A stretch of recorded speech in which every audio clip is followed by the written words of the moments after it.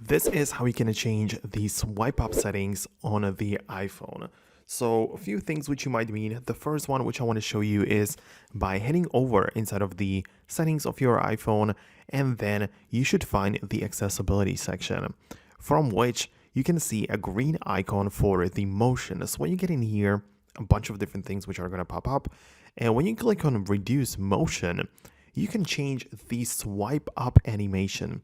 Essentially, when you are inside of any app and you swipe up to return back to the home screen, you can see like this nice animation of a window going away and minimizing back in its icon.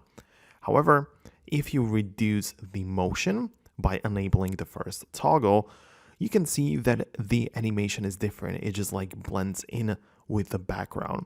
So you might want to just change it to this. Like if you prefer this swipe up setting, then you can just use the reduced motion. Also, there is some other things like there is the prefer crossfade transition. So this kind of transition might be applied to more places.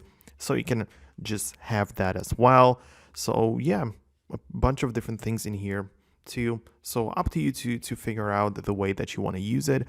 Besides that, you might also be interested in assistive touch, where you have this like floating button where you can change some swiping features as well. So perhaps if you're interested in this, add that toggle to your lock screen or home screen. It's going to be everywhere.